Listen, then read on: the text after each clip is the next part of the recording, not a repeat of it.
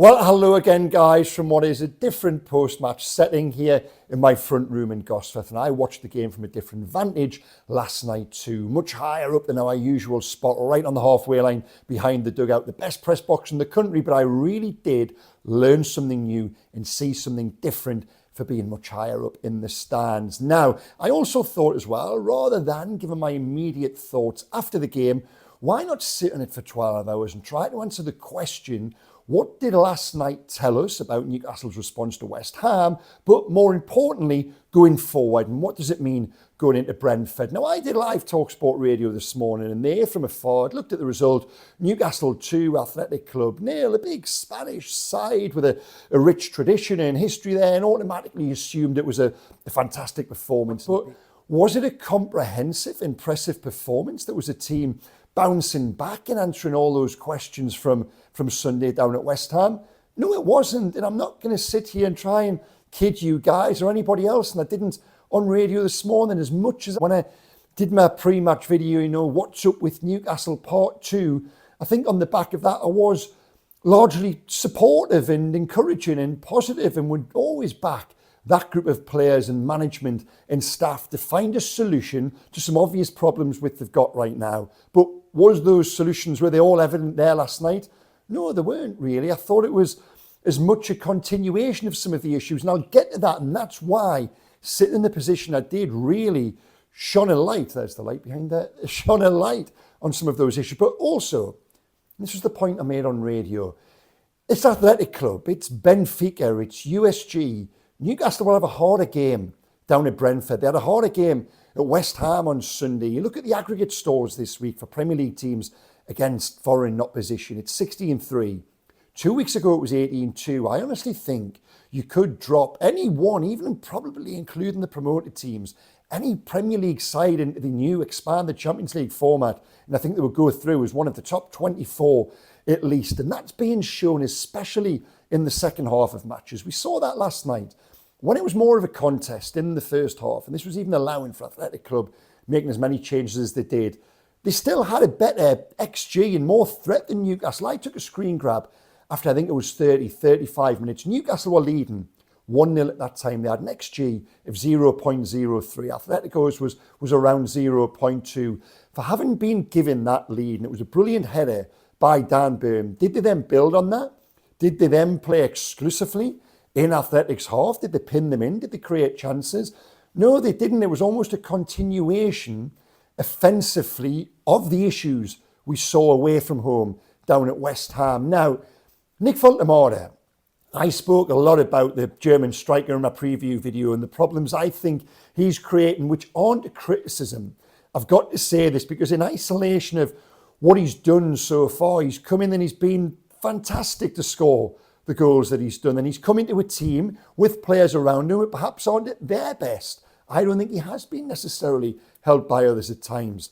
But what I saw at West Ham, what I've seen in the majority of away games this season, I saw again last night. And that was helped by being as high as I was in the stadium, because for Newcastle being given that lead by Dan Burn, they just didn't play in Bilbao's third of the pitch. It was quite evident to see from that elevated view that because Woltemade almost plays, exclusively, predominantly in and around the halfway line, that then allowed Bilbao to step up and press onto Woltemade. In turn, the midfield is denied space. They didn't show enough control or bite really in the first half. Then, by extension, Newcastle's defence is pushed back and they aren't playing high enough up the pitch. That doesn't allow them to play with that intensity and that press in the face of the opposition as they have done, as has been their identity in recent seasons. And it's a real issue because Woltemade, you see all of that space, and there was loads of space in behind Bilbao and in their half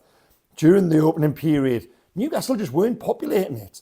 Nick Woltemade wasn't running it there. He was getting the ball and he was losing it at times on halfway, like he was at West Ham on Sunday. That then in turn puts the team under pressure. Things break down. Were Harvey Barnes and Anthony Gordon exploiting that space in behind? No, they weren't. And as a team in the first half, it just didn't function. It was strange because they saw lots of the ball. I think by the time they got to half time, it was 63% possession. But they had the one Dan Burn header on target. And again, brilliant goal. And I was so pleased for Dan after taking that little bit of stick in the wake of Sunday to respond like he did. And he spoke brilliantly and with authority and with maturity and with a little bit of aggression on the eve of the game. And he then followed that up in his early performance. But was that collective cohesion there? No, it wasn't. Now, the wingers, Harvey Barnes came in for Jacob Murphy. Did Barnes make the most of his opportunity in the first half?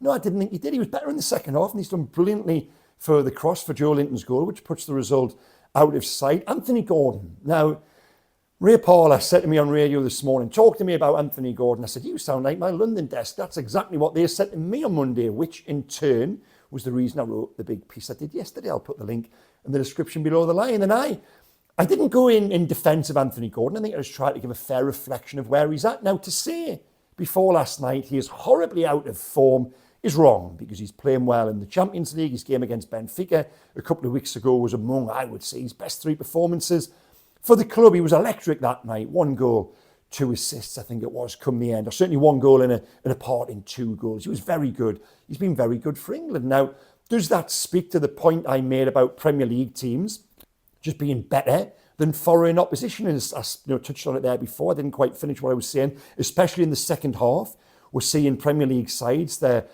bigger, better, stronger. Just physically, they're taking the game away from teams, and foreign opposition just can't lay a glove on them, especially the longer the game goes on. And that is because in the Premier League, you're made to go from 1 to 90. The Premier League is strong. I think a lot of games in Spain, you perhaps can come off it after 60, 70 minutes. And that's what we're seeing in other leagues too. But Anthony Gordon, now, I thought he tried really hard. You could see the effort was there in the first 5 or 10 minutes, but absolutely nothing came off for him.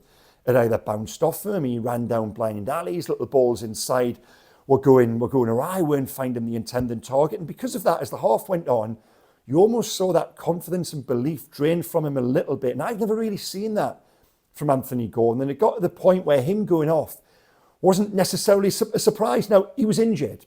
He's got this hip complaint. He is getting physio for the hip complaint. But would he have played through that if he was playing with more confidence and he had that bounce? I think he is that type of player who would play through the pain when he feels good about himself, as he has done evidently in recent weeks. He was feeling the hip against Benfica and he played through it and he was wonderful. Last night, wow, it just wasn't going his way at all. I've never really seen that from Anthony Gordon. I was surprised because I thought on the back of the little bit of noise that was around him this night, and he's loved the Champions League this season, he would go out and prove something. Now, to be fair to him, maybe the hip got the better of him, but he didn't have a good game, and it wasn't really a response from Gordon that we expected. We will make more news on the hip injury.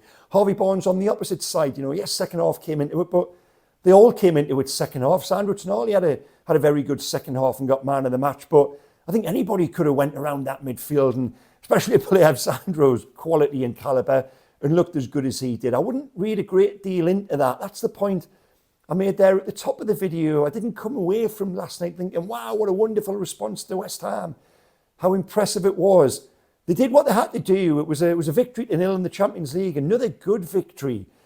And perhaps 2 years ago, they were a little naive on occasion, but I just think now, even allowing for naivety, they should be going out and winning those games, as they are. USG, Benfica, Bilbao, they're better, they're physically superior, they're technically superior. So again, I wouldn't walk away from last night and say it's wonderful, Newcastle are back. I said the same after Benfica. I said the same after USG. Now, they've lost against Brighton. They've lost against West Ham. I'll sit here and say Newcastle are back, and I can see, those patterns and everything being okay if they go down to Brentford and produce a performance and get a first away victory since April. I can't sit here now and say I've got a great deal of confidence of that happening. And that's because those issues which remain at the top end of the pitch. I don't see the combinations. I don't see Nick Woltemade playing where he should do and taking his team up the pitch and stretching the opposition. It all looks a little bit too easy for opposition defences now. And in turn, that encourages their entire team to play further up the pitch. Now, what's the solution to that? Do Newcastle play Will Usul or Anthony Lang or Anthony Gordon through the middle? No, I don't think they do. I think Nick Woltemade is still the best bet. But he's almost the solution to a different problem in a different team. He isn't Newcastle's solution right now. To play how I still think they want to play, the muscle memory is still there from those players to be aggressive, to play on the front foot. Dan Burn talked about it a little bit in the pre-match press conference, being ugly, being nasty. I think you're ugly and you're nasty by playing further up the pitch, by winding up the opposition, closing them down, giving them no time or space, setting the tone from the off. They just can't do that right now. And that then spreads through the rest of the team. And I will back them to get it right, but it's on Eddie and the coaches and the team as a collective to find a way to play with Nick Woltemade. Either just tell him to stay further up the pitch. Don't come as deep as he comes. Again, last night, no real touches in the penalty box. When he does get that one chance just before half-time, he's gone a little bit cold in the area, it seems. He puts that header wide when he should, at the very least, hit the target. Then going into the second half, when there were goals there to be had, Woltemade didn't really have that about him. Now, there was one move, it was fantastic, where, again, you sat at that vantage, it was wonderful. You talk about professional footballers, it was the second half when it ends up with Jacob Murphy on the right and Kieran Trippier plays him in. There's about 4 or 5 passes before that, and you're thinking, you can see it unfold, and you're thinking, right, you've got to do that, you've got to do that. They all, to an inch, executed what they had to do. It was a fantastic break going forward. Murphy then puts the ball exactly where you know he's going to put it, right through the goal mouth. And Woltemade just didn't read it, or didn't really have the hunger to get on the end of it. It ends up with Anthony Elanga at the far post, and I looked at that and I just thought, I could see where the ball was going to go. You should be able to too, and you should be busting the gut to get there. Does Woltemade need a rest? And again, I don't want any of this to be seen as a criticism. It's not. It's an observation of where the team is at right now. They've got a wonderful footballer there to work with. They've just got to work out a way to do it. Because we're seeing it more away from home, it's not working. Last night, in the first half, I thought there was more evidence of it. So that's on Eddie, that's on the players, that's on the coaching staff. And I don't want this to be negative. I will always back them to do it. The results, you look at the win ratio and you go down the results recently, they're okay, they're doing well, they're finding a way, especially at home. And I thought last night, the atmosphere now, again, you know, that noise and that criticism, that angst coming out of West Ham, the response to Eddie and the players last night was brilliant. And I think I felt that more being sat somewhere different in the stadium. The support for the players, the support for the manager, that noise going around, it did feel like a big night. And that's why I think Newcastle will be okay in the Champions League. They'll be okay in the Carabao Cup, because on those occasions, under the lights, there is that little bit extra. It's the bread and butter, if you like. It's going away to West Ham, it's going away to Bournemouth, Leeds, Brentford, and turning 0 points into 1 or 1 point into 3. That is what will take them from where they are on the table right now, 13th, because 13th isn't good enough for what they've spent, for what they've got in terms of a manager, in terms of a player, in terms of a support, a stadium, everything. What they've shown recently, historically, they are better than that. That's why it's all eyes on Brentford. And I can't sit here now, I keep on saying sitting here, I can't sit here now with a massive deal of confidence and say, I expect them to go to Brentford and click.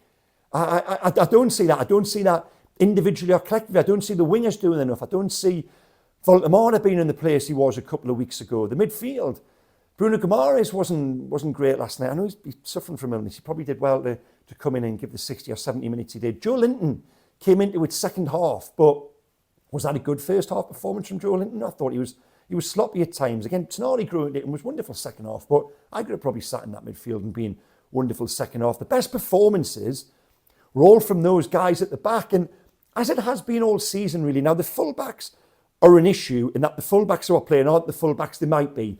Again, that is not a criticism. I'm going to do merit stars here. I think it's important to do merit stars on last night because I want to make a point with them.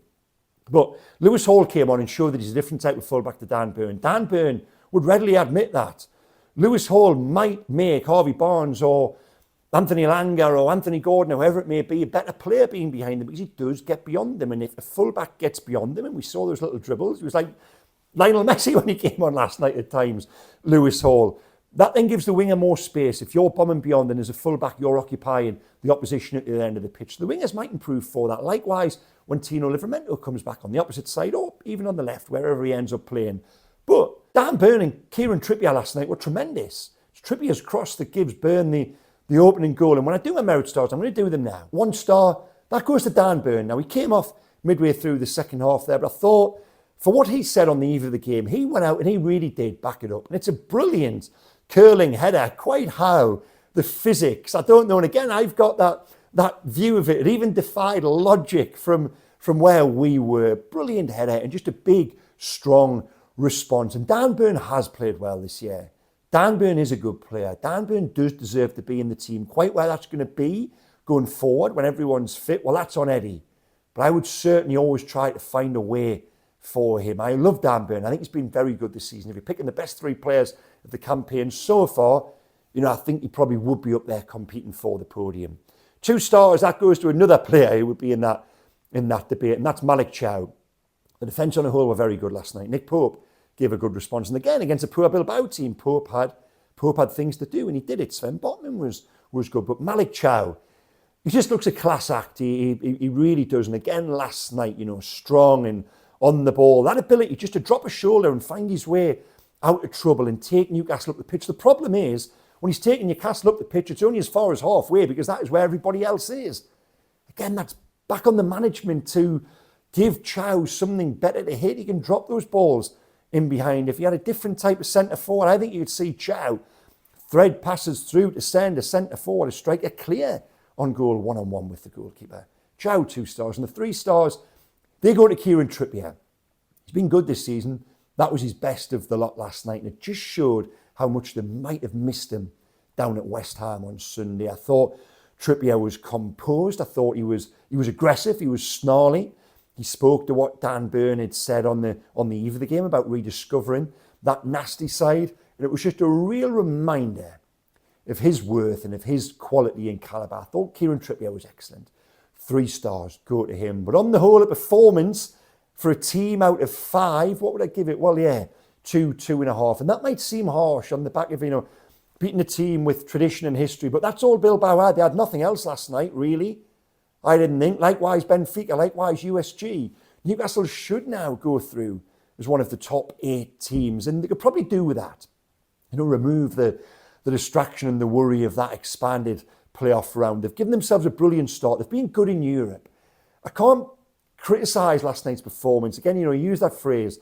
They did what they had to do on what felt like a good night it was. Everyone who was sat around me, it felt like an enjoyable night to a degree inside St James's Park, even though the performance wasn't really scintillating. So in summary, guys, that is probably where I'll leave it. Still coming out of last night with as many questions, not really lots of answers. They answered one in terms of character and getting the job done. I would give them that. And they would hope that then gives them a platform and a feel good going into Sunday. But they've had platforms to jump off before. They had a platform on Sunday after 4 minutes down at West Ham, and they weren't able to take themselves to the height they should have done. So all eyes on Sunday.